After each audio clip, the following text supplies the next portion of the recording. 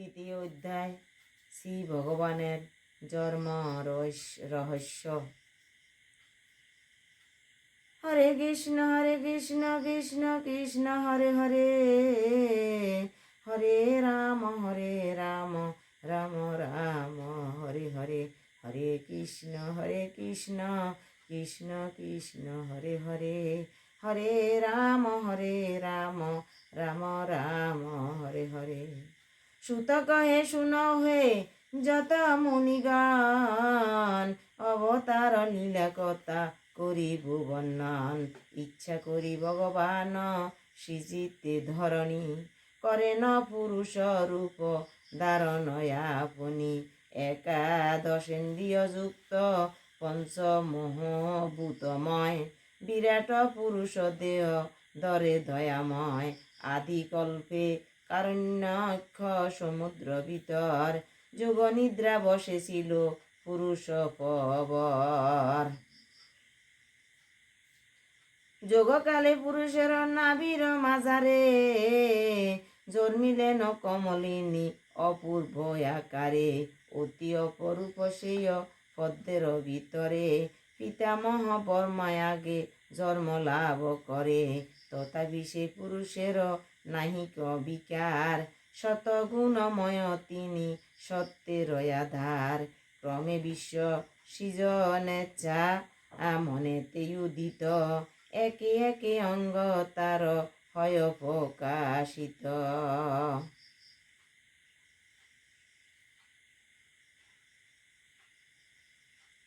ভগবান ইচ্ছা করি এই ধরনের সৃষ্টি করার জন্য বিরাট এক পুরুষ আকার ধারণ করি, ধরে সমুদ্রের ভিতরে যোগনাথ নিদ্রায় শয়নে। তখন লক্ষ্মী পদসেবা করতে আসে। তখন যোগকালে পুরুষের নাভির মাঝারে জন্মিলেন কমলিনী অপূর্ব আকারে। এক অপরূপ পদ্মের ভিতরে পিতামহ বর্মার আগেই জন্ম হয়েছে। তখন বর্মা তখন ধ্যানে মগ্ন।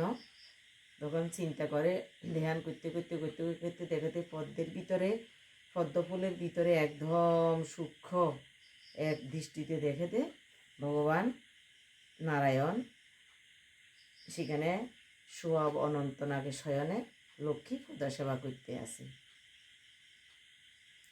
সেই পুরুষের অঙ্গ হইলে সংস্থান, পঞ্চ জগত এই হইল নির্মাণ। পরম পুরুষ সেই ধ্বংস নাহি তার, তার অংশে সব হয় যতই অবতার। সেই পরম পুরুষের কোনো ধ্বংস নাই, তার অংশেই আমরা সব অবতার। রজস্তম এই দুই গুণের অতীত, বিশুদ্ধ সত্যের সেই রূপ বিরাজিত।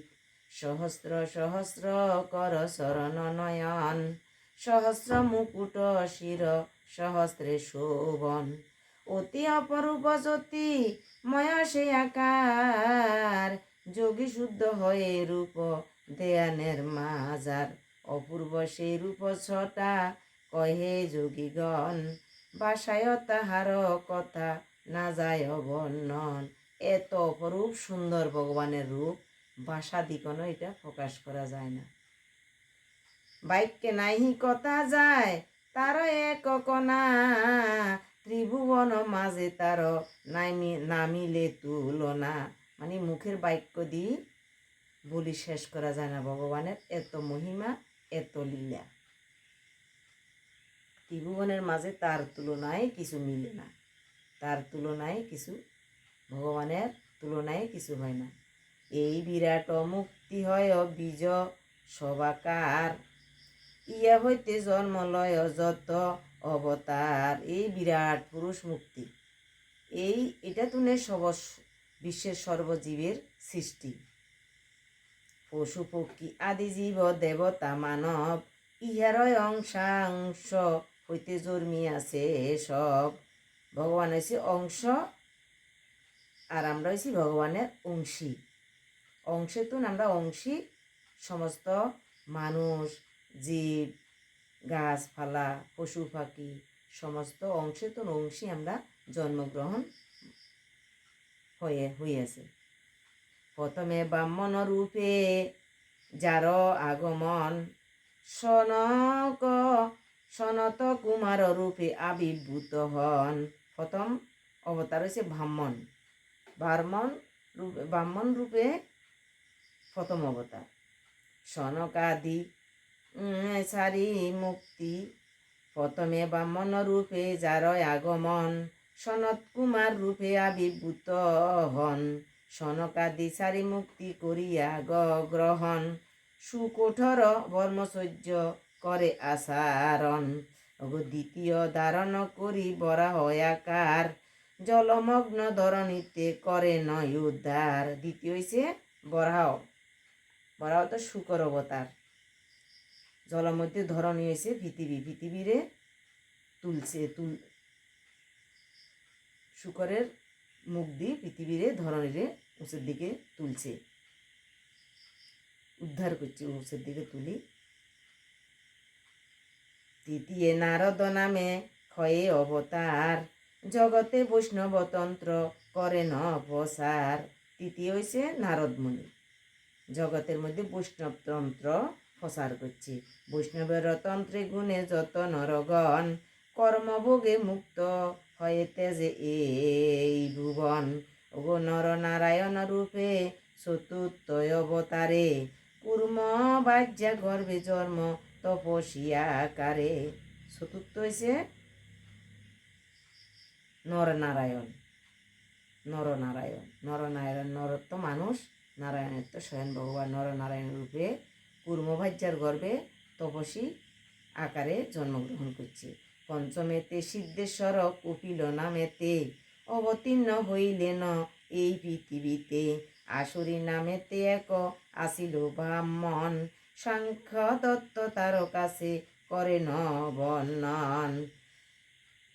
ষষ্ঠ অবতারে তিনি দত্রায় হয়ে পুত্ররূপে অবতীর্ণ উত্তরীরয়ালয়ে। ষষ্ঠ অবতারে দত্রায় পুত্ররূপে অবতীর্ণ উত্তরীমুনির ঘরে জন্মগ্রহণ করছে। ষষ্ঠ অবতার। অলক প্রহ্লাদের রে সেই সময়ে হরি, অলক ও প্রহ্লাদেরে সেই সময়ে হরি, আত্মবিদ্যা শিক্ষাদান করে কৃপা করি। সপ্তমে আকুতি গর্ভে যজ্ঞ নাম ধরে, জন্মিলেন ভগবান মঙ্গলের তরে। সপ্তমে আকুতির গর্ভে যজ্ঞ নাম ধরছে। যজ্ঞ জীবের মঙ্গলের কারণে, মঙ্গলের জন্য আকুতির ঘরে যজ্ঞ নাম ধরে জন্মগ্রহণ করছে।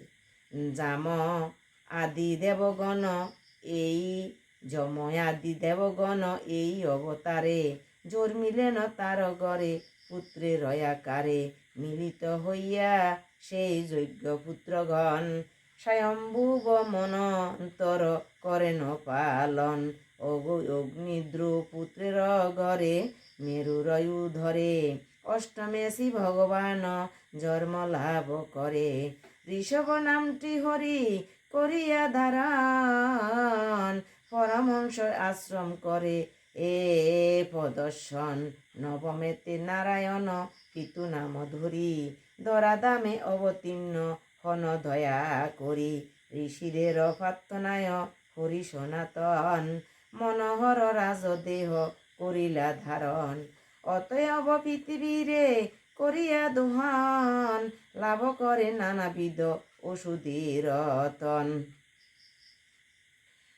চাক্ষুষ নামেতে যবে আসে মনন্তর, নিমজ্জিত হলো প্রীতি জলের ভিতর। দশমে শ্রী ভগবান মৎস্যরূপ ধরি, রক্ষিবারে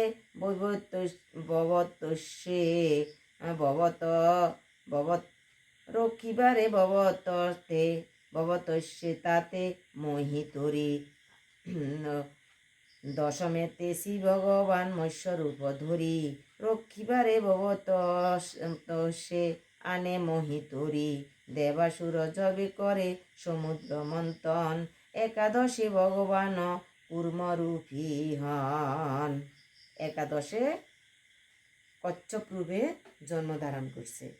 সাগর মন্থনকালে কুর্মরূপে এসে মন্দার পর্বত হরি রাখে পৃষ্ঠ দেশে।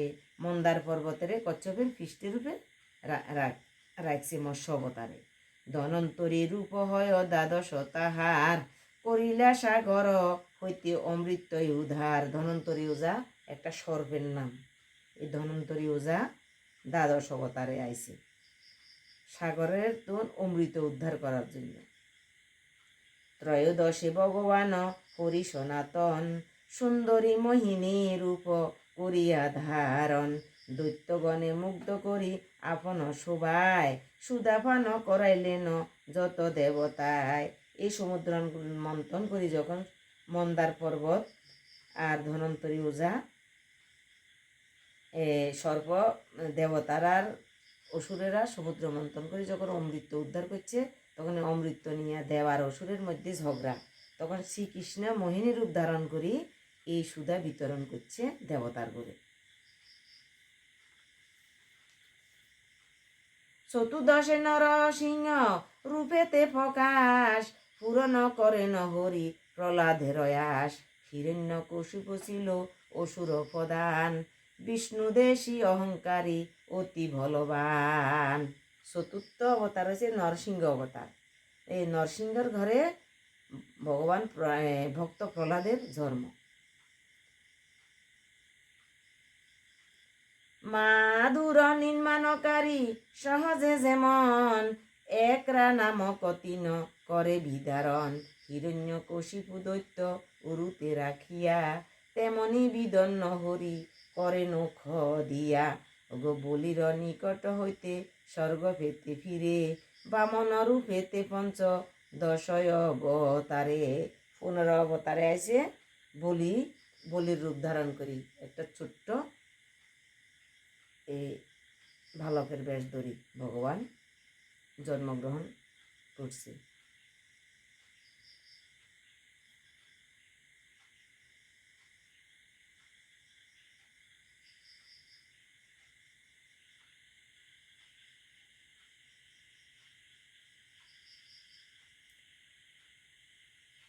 বলির নিকটে হইতে স্বর্গ পেতে ফিরে বামন রূপেতে পঞ্চদশয় অবতারে। বলির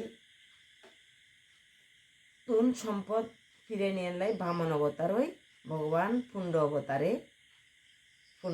হয়েছে 15 অবতারে। চলিতে বলিরে তার যজ্ঞেতে গমন ত্রিপদে আবৃত্ত করে 3টি ভুবন। ষোড়শে পরশুরাম রূপেতে আবার ক্ষত্রিয় নিবংশ করে 21 বার। ক্ষত্রিয় ধ্বংস করার জন্য 16 অবতারে পরশুরাম অবতার। সপ্তদশয় অবতারে হরি সনাতন সত্যবতী গর্ভে জন্ম করেন গ্রহণ। ব্যাসদেব রূপে প্রভু পৃথিবীর মাজার বেদের বিবিধ শাখা করেন বিস্তার। অষ্টাদশে রামচন্দ্র পূর্ণ অবতার দশরথ পুত্র রূপে জন্মিলায় আবার। 18 অষ্টাদশ 17 তো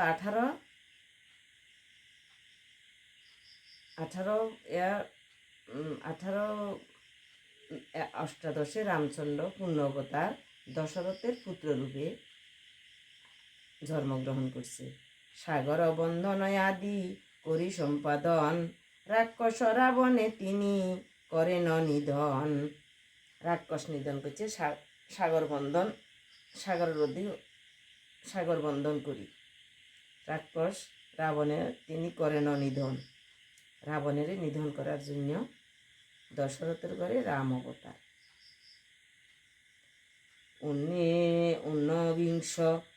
19 অবতারে দয়াময় বিষ্ণু বংশে রামকৃষ্ণ রূপেতে উদয়।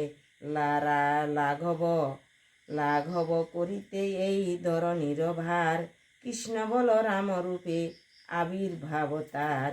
কলিযুগ সমাগম হইবে যখন পুণ্য অবতীর্ণ হবে হরি সনাতন। সুপবিত্র গয়া ধাম পুণ্যময় স্থান বুদ্ধরূপে অবতীর্ণ হবে ভগবান। এই যুগে শেষে যাবে নিপতির দল, দস্যু সময় আচরণ করিবে কেবল। বিষ্ণু যশা নামে এক ব্রাহ্মণের ঘরে, কল্কি রূপে আসিবেন কল্যাণের তরে। 21 অবতারে কল্কি অবতার। বিষ্ণু যশা নামে এক ব্রাহ্মণের ঘরে জন্ম হইব, কলির শেষে কল্কি অবতার। শতগুণময় হরি সকলের সার, সীমা সাংকহীন হয় তারই অবতার। অক্ষয় সরসী হইতে নদিয়া অগণন, যেমন বহিয়া যায় তারা অনুক্ষণ। তেমনি পুরুষ হইতে জন্মে অবতার, এক ভগবান হতে উদ্ভব সবার। প্রজাপতি দেব ঋষি মনু ও মানব, একমাত্র ঈশ্বরের অংশ তারা সব। কোন কোন অবতার অংশ মাত্র তার, কলা মাত্র হয় শুধু কোন অবতার। কেবল শ্রীকৃষ্ণ মাত্র করয় অবদান, স্বয়ং ঈশ্বর তিনি পূর্ণ ভগবান। জন্ম লয় ইন্দ্র শত্রু যতে দানব, যখন সংসারে আসি করে উপদ্রব। যখন জন্ম লয় ইন্দ্র শত্রু যতে দানব, যখন সংসারে আসি করে উপদ্রব। যখন দস্যুরূপে আয়, দৈত্যরূপে আয়, যখন সংসারে অনিষ্ট করে, মানুষের অকল্যাণ করে, দেবতারা যখন অসুরের অত্যাচারে থাকতো, তখন ভগবান এক একটা রূপ ধারণ করি এক একভাবে অবতীর্ণ হন।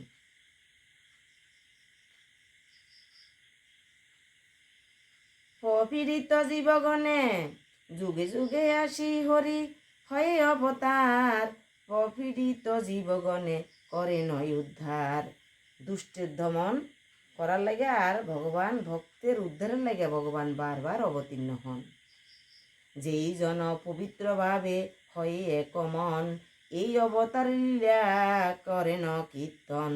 দূরে যায় ভব দুঃখ চির সুখ তার, উন্মুক্ত সতত তার স্বর্গের দুয়ার। মায়ার কল্পনা বলে জগত ঈশ্বর, ধরেন বিবিধ রূপ বিশ্বের ভিতর। নাহি তার দেহ তিনি বর্ম নিরাকার, সর্বত্রই বিরাজেন গৃহ নাহি তার। ভগবানের কোনো ঘর বাড়ি কিছুই নাই, তিনি সর্বভাবেই তিনি সব কিছুর মধ্যে ভগবান আছেন। সর্বত্রই বিরাজেন, গৃহ নাই তার, মানে তার কোনো গৃহ ঘর বাড়ি তার কিছুই নাই, প্রত্যেকটা কিছুর মধ্যে ভগবান বিরাজ করতে আছে।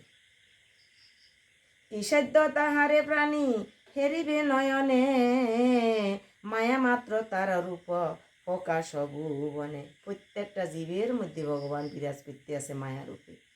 কেউ ভগবানকে ধরার মতো কারো শক্তি নেই। যারা একমাত্র ভক্ত, ভগবানের গুণগান কীর্তন করে মন প্রাণে, তারাই ভগবানকে অন্তরে দর্শন করতে পারে।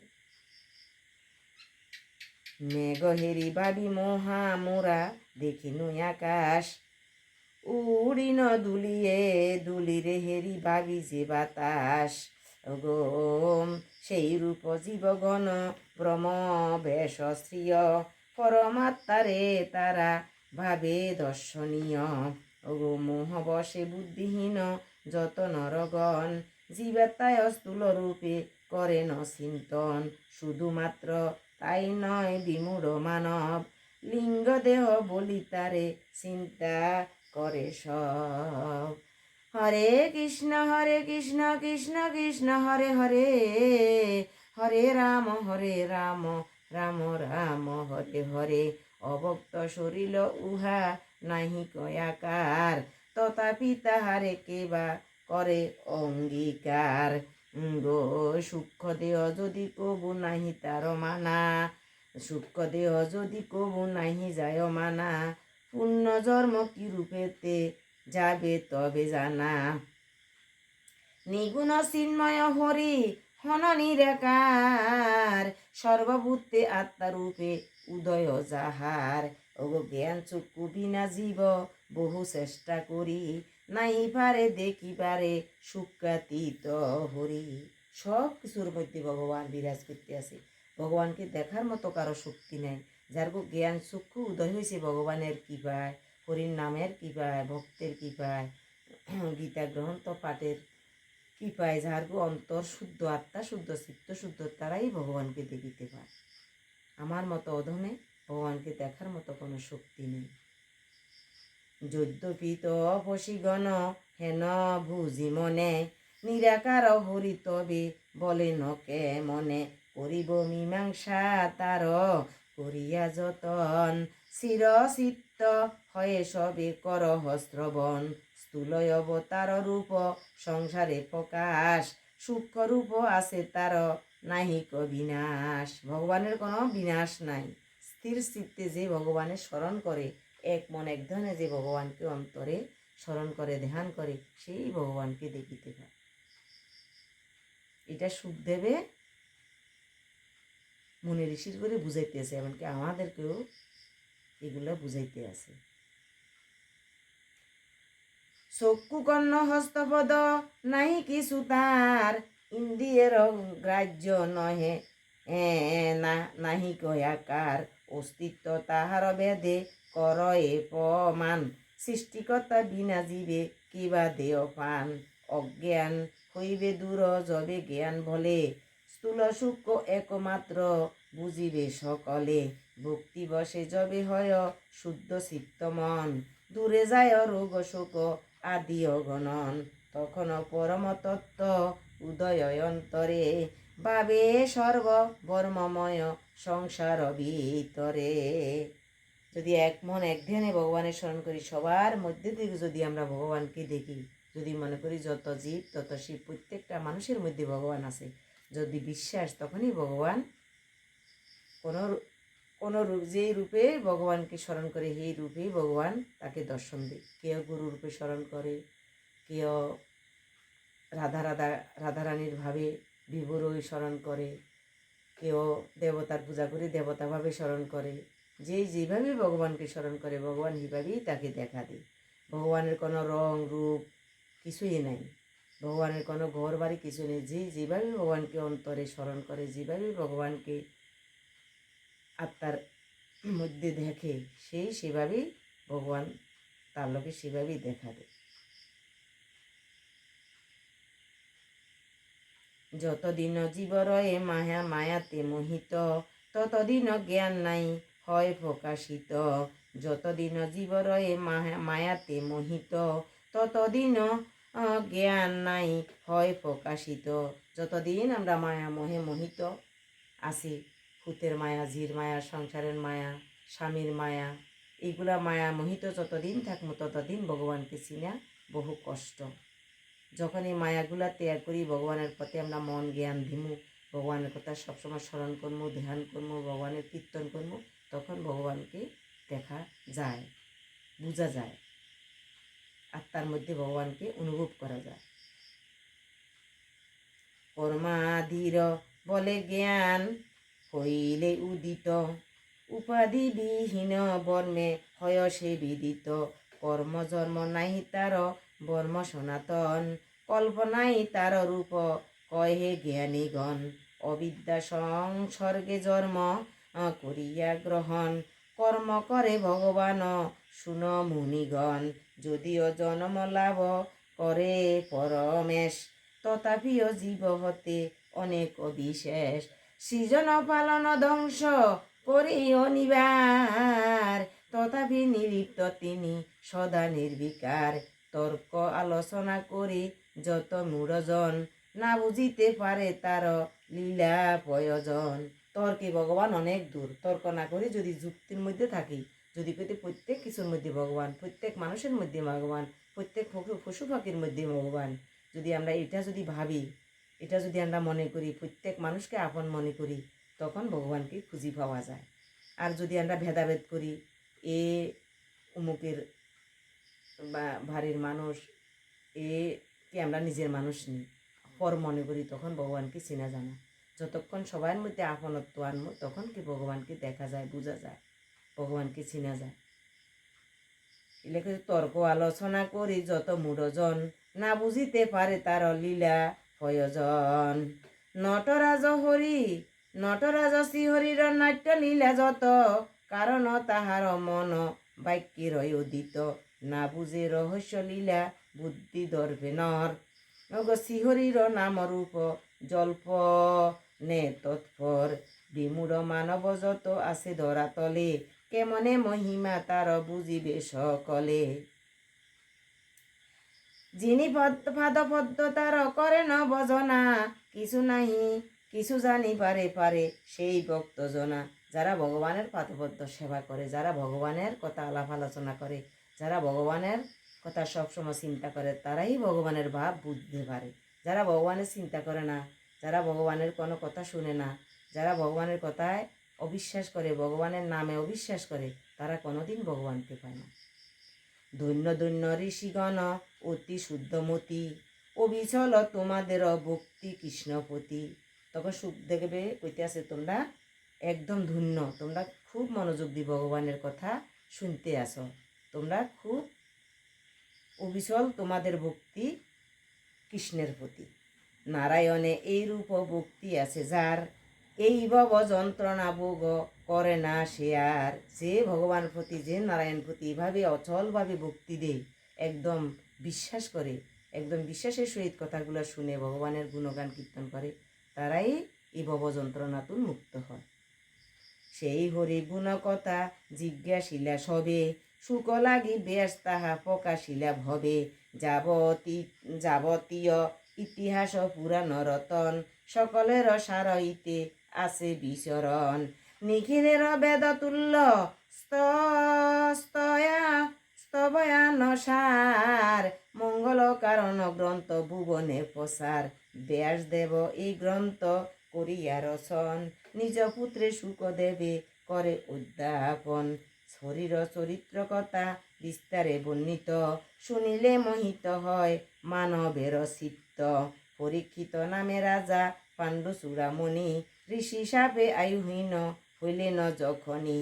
উপবাসে প্রাণ ত্যাগ করিবার তরে, গঙ্গা তীরেতে রাজা আশিবাস করে। বিপ্রগণ গিরিতারে রয়ে সর্বক্ষণ, এমন সময় সুখ করে আগমন। বীরশ্রেষ্ঠ শুকদেব তখন রাজারে, শ্রবণ করান এই শাস্ত্র সবিস্তারে।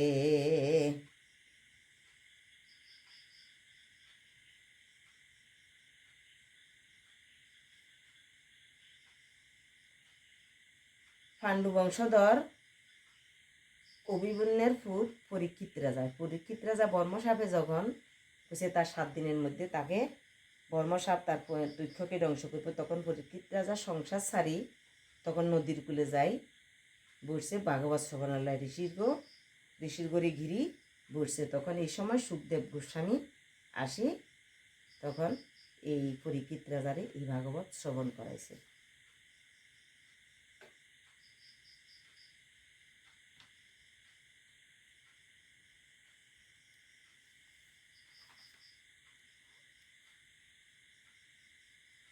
সহসা যেমন হইল কলির সংসার, শ্রীকৃষ্ণ আপন দামে গেলে নয়া আবার। তাহার সহিত গেল ধর্ম জ্ঞান সব, অজ্ঞান আধারে ডুবে সকল মানব।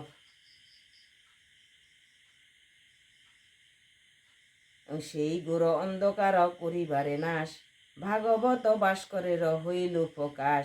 শুনো শুনো মুনিগণ আমার বচন, তেজময় শুকদেব আসিয়া যখন। যখন কলির সংসার যখন হয়েছে, তখন শ্রীকৃষ্ণ আপন ধামে